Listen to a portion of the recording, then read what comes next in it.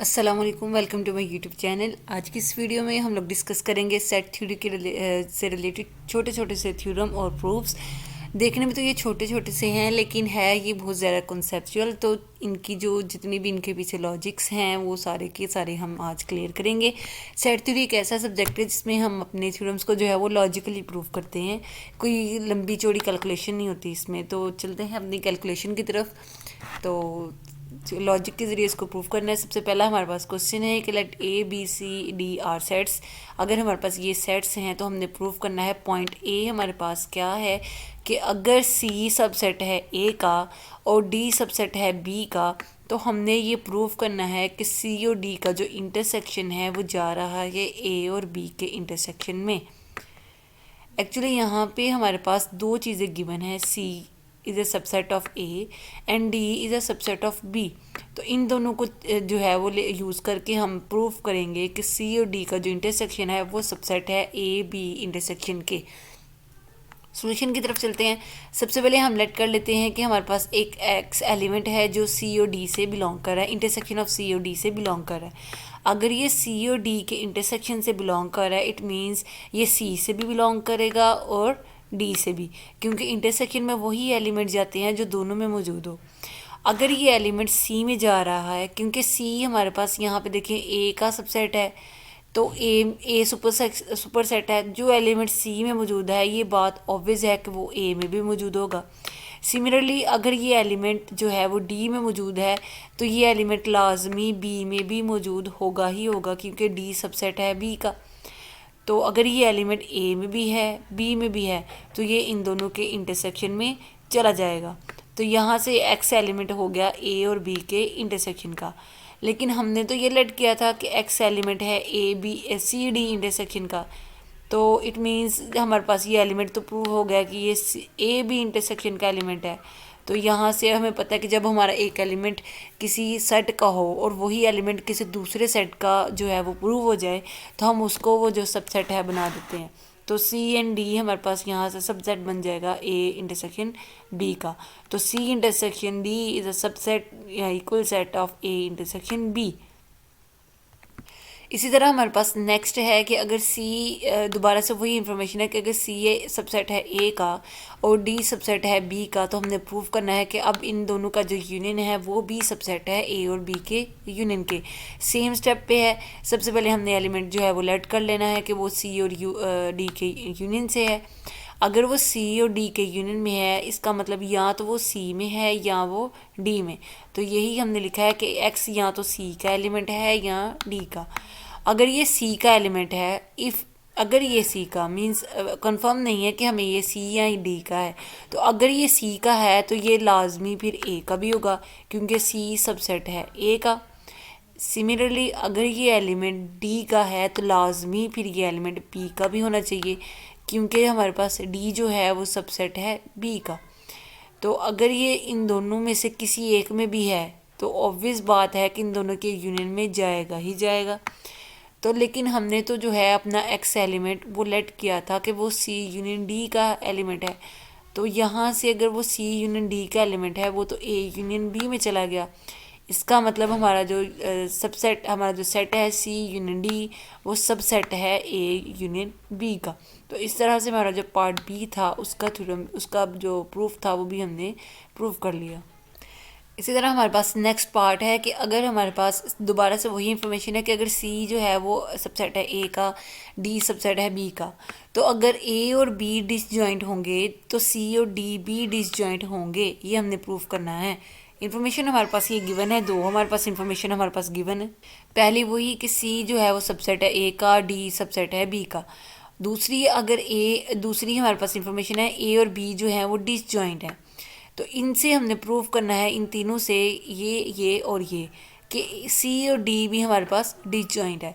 तो सबसे पहले जो हमने सपोज कर लिया, सबसे पहला स्टेप हमेशा की तरह कि एक्स जो है वो सबसेट है सी इंटरसेक्शन डी का।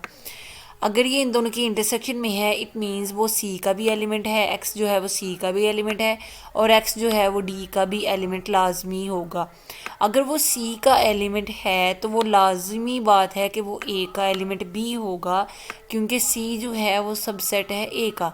तो जो एलिमेंट सी में है वो सारे के सारे ए में मौजूद होंगे ही होंगे। सिमिलरली अगर वो एलिमेंट है डी का तो लाजमी बात है कि वो एलिमेंट बी का होगा ही होगा, क्योंकि डी सबसेट है बी का। तो अगर ये सबसेट है तो इसके सारे एलिमेंट बी से बिलोंग करेंगे। अब एक एलिमेंट x जो है वो a में भी है और x b में भी है, तो ये इन दोनों के इंटरसेक्शन में चला जाएगा। लेकिन हमने तो ऊपर जो है वो हम इंफॉर्मेशन गिवन थी a और b डिसजॉइंट है।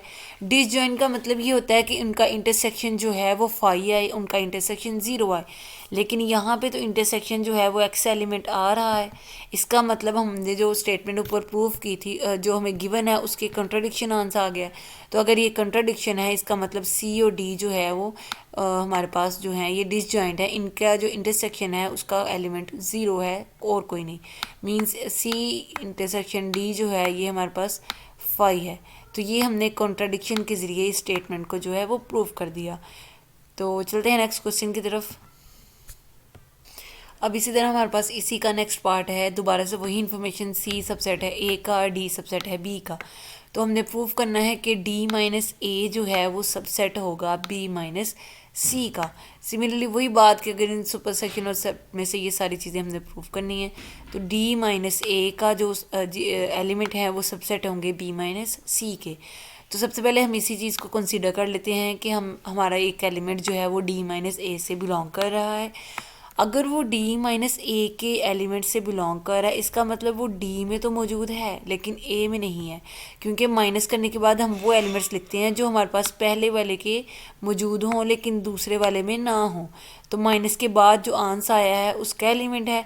इसका मतलब है कि हमारा जो एलिमेंट है वो d में तो है लेकिन a में नहीं है। अगर वो d में है तो क्योंकि d सबसेट है b का, b सुपर सेट है, इसका मतलब वो b में भी है। अगर वो सुपर सेट में नहीं है, ए में नहीं है, तो लाजमी बात है कि वो उसके सबसेट में भी नहीं होगा, वो एलिमेंट सी में भी नहीं होगा। अगर वो एलिमेंट बी में मौजूद है, सी में मौजूद नहीं है, इट मीन्स वो बी माइनस सी में मौजूद है। यहाँ से बहुत ही क्लियर हो जाएगा, हमने ऊपर जो x एलिमेंट लिया है, हमने जो कंसीडर किया है वो d माइनस ए से कंसीडर किया है, और वही एलिमेंट जो है वो b माइनस सी का एलिमेंट निकल आया।